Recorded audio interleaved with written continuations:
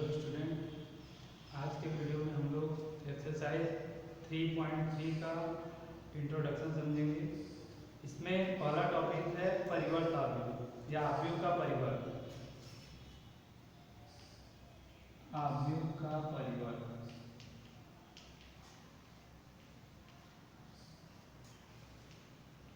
Transpose of matrix.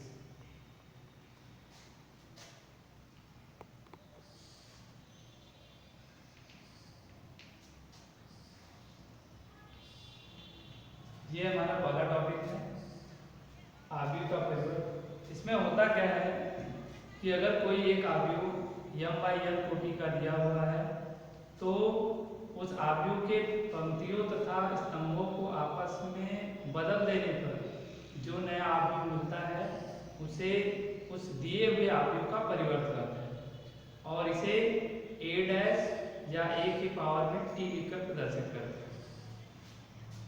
तो यदि a equal to ij एक m/n कोटि का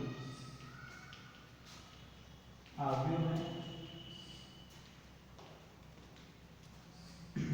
ठीक है। यदि a एक m/n कोटि का आव्यूह है तो इसके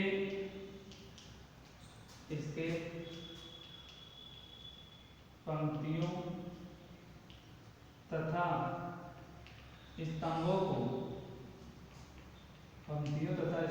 को आपस में बदलने पर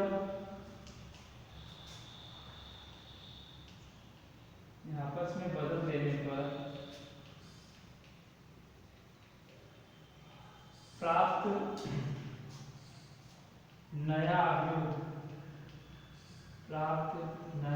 आव्यूह A का परिवर्त आव्यूह कहलाता है, ठीक है। इसे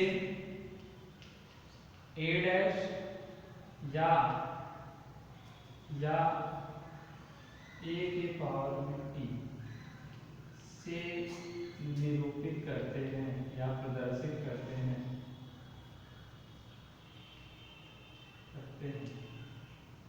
ठीक है।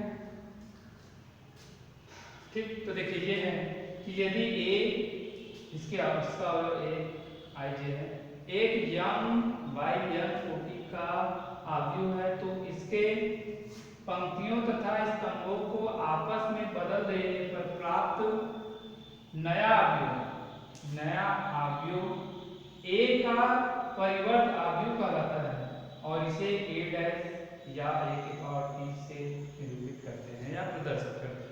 a की पावर में t का t मतलब वही ट्रांसपोज ऑफ मैट्रिक्स, ट्रांसपोज मतलब परिवर्त, तो a का परिवर्त, ठीक है। चलिए आइए देखते हैं एग्जांपल इसका।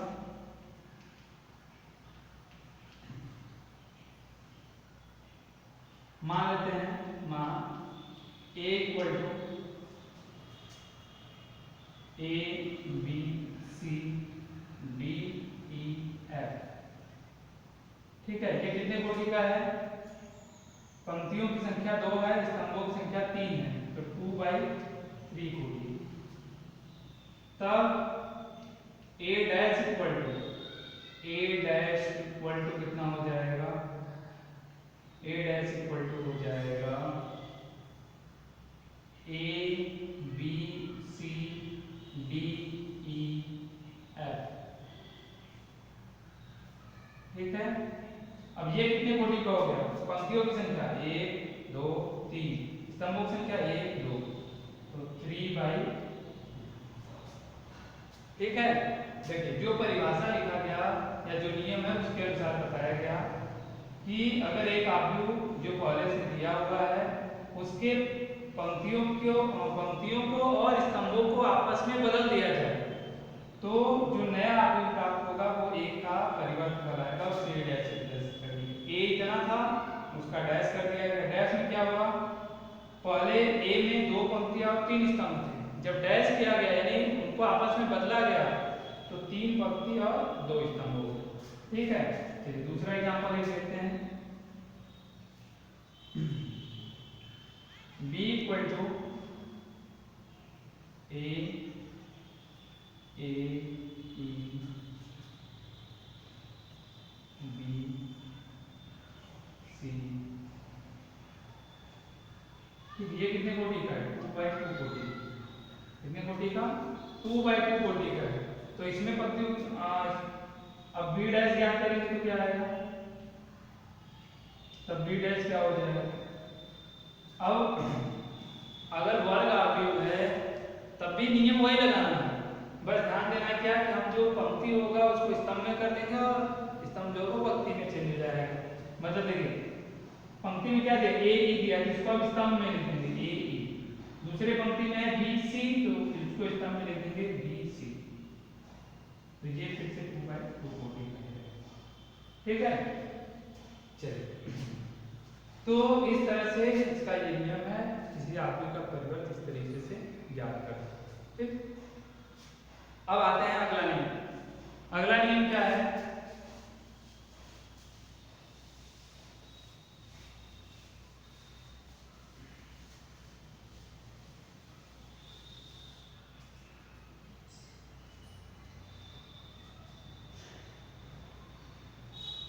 आव्यूह के परिवर्त का गुणधर्म।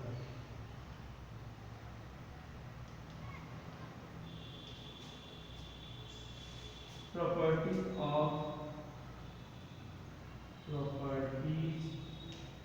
of transpose matrix।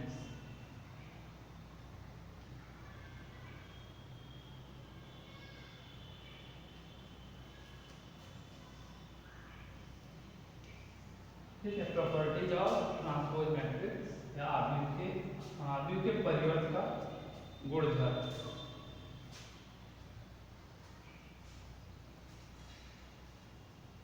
ठीक, तो देखिए इसमें होता क्या है, इसका क्या गुणधर्म है कि यदि a m/n कोटि का एक आव्यूह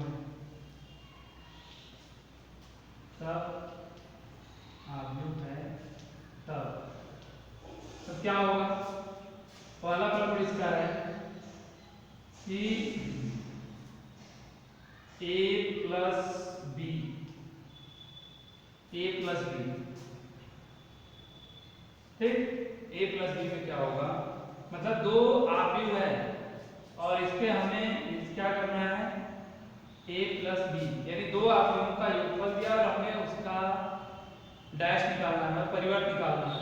तो ये दोनों के अलग अलग डैश के योगफल के इक्वल हो जाएगा। ठीक है ना? ये अगर a प्लस बी पूरे का अगर डैश निकालना है तो अलग अलग a के डैश और b के डैश को जोड़ देंगे तभी इसी के बराबर होगा। दूसरा नियम उसी तरह माइनस के लिए भी हो जाएगा। ठीक है, अब आते हैं कि k इंटू ए अगर का डैश k इंटू ए तो k ए डैश। ठीक है, यहाँ लिख लेंगे k अचर है। ठीक ना? जहाँ k क्या है? कोई अचर है। तो अगर किसी अचर से आव्यूह में गुणा हुआ है तो जब उसका परिवर्त करेंगे तो इस डैश का उस अचर पर कोई प्रभाव नहीं पड़ेगा, यानी केवल आव्यूह में पंक्ति और स्तंभों की संख्या अदला बदली हो जाएगा, लेकिन जो अचर है वो अचर वैसे के वैसा ही रहेगा।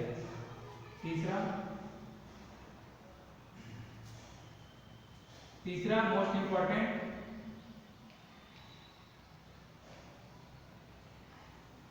ये क्वेश्चन मतलब इस पर आधारित क्वेश्चन एग्जाम में भी आता है कि a इंटू बी दो आव्यूहों के गुणनफल का अगर परिवर्त निकालना है, दो आव्यूहों के गुणनफल का अगर परिवर्त निकालना है तो उन दोनों के अलग अलग डैश के व्युत्क्रम उल्टे क्रम के गुणनफल के बराबर हो जाएगा।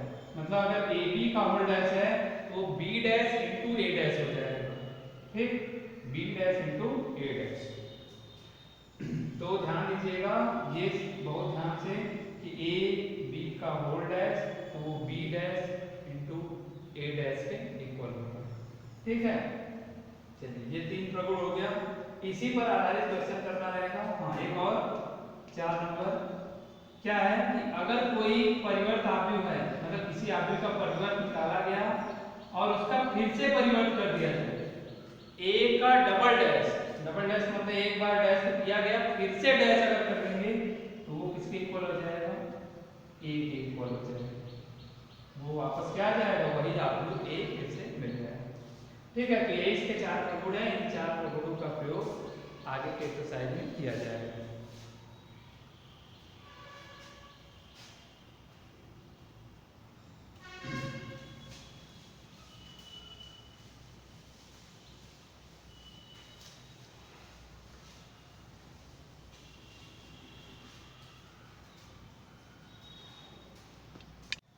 चलिए देखिए, अगला टॉपिक है सममित आव्यूह। इसमें क्या होता है कि अगर एक कोई आव्यूह दिया हुआ है, उस आव्यूह का अगर परिवर्त ज्ञात करने पर वही आव्यूह हमें फिर से मिल जाता है। यानी एक दिए हुए आव्यूह में पंक्तियों और स्तंभों को आपस में अगर अदला बदली करते हैं और वापस हमें वही आव्यूह मिलता है तो वह आव्यूह सममित आव्यूह कहलाता है। यदि ए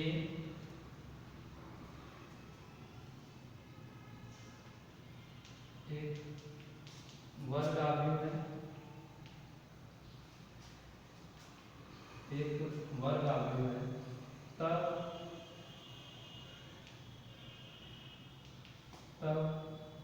यदि A dash equal to A dash equal to A हो तो ए सममित आव्यूह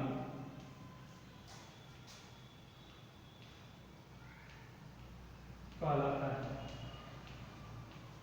ठीक है, ए एक वर्ग आव्यूह है, तब यदि A dash equal to A हो तो ए सममित आव्यूह कहलाता है। चलिए एग्जांपल एक देखते हैं। माना ए इक्वल टू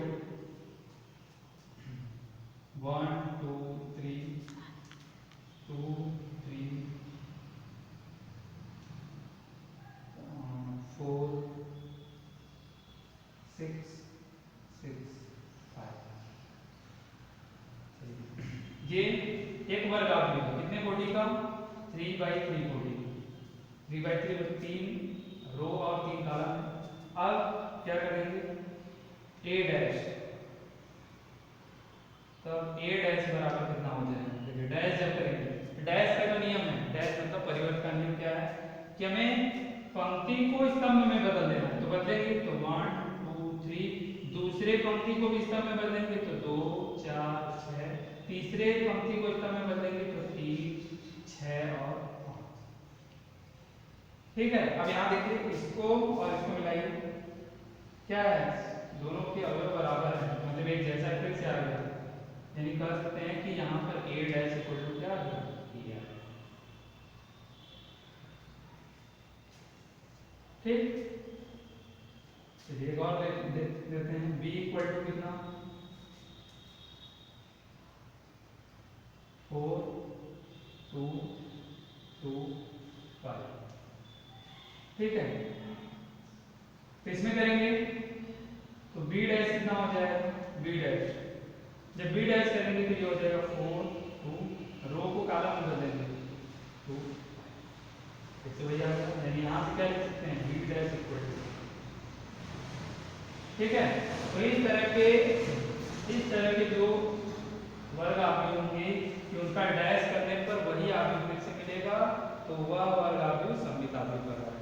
ठीक है, चलिए एक छोटा सा टॉपिक है।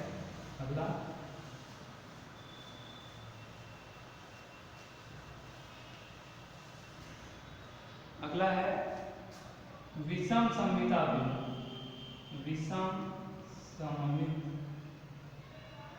आव्यूह, इसको बोलते हैं स्क्यू सिमेट्रिक मैट्रिक्स।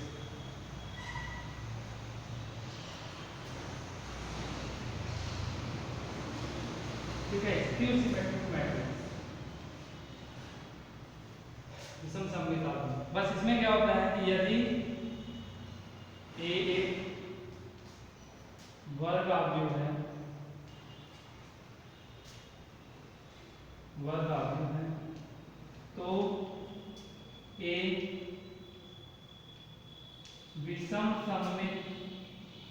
ए विषम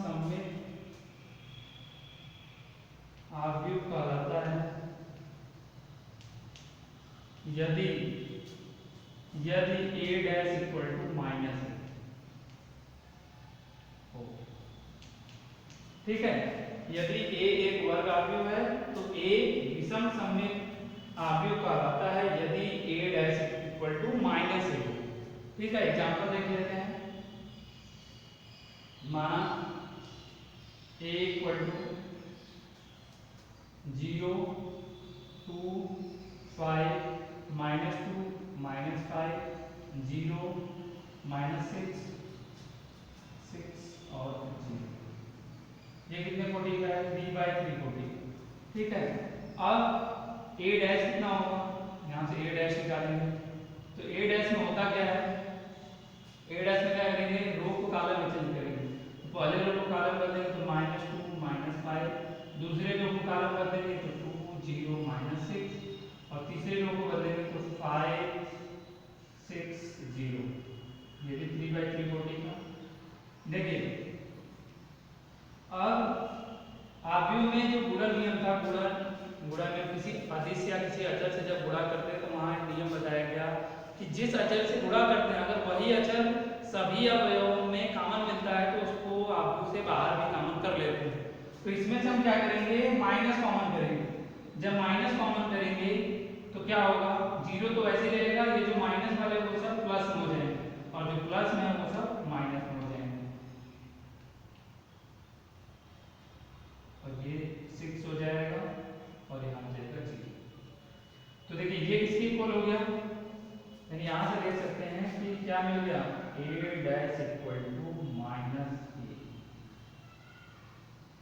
ठीक है ना? देखिए a डैश और ये किसकी वैल्यू है? a dash equal to minus A हो जाएगा। इस तरह के जो वर्ग आव्यूह होंगे कि उनका डैश करने पर वही आव्यूह फिर से मिले लेकिन ऋणात्मक चिन्ह के साथ, तो ऐसे आव्यूह को विषम सममित आव्यूह कहते हैं। ठीक है, अब जो एक्सरसाइज 3.3 का क्वेश्चन है वो हम लोग अगले वीडियो में देखेंगे।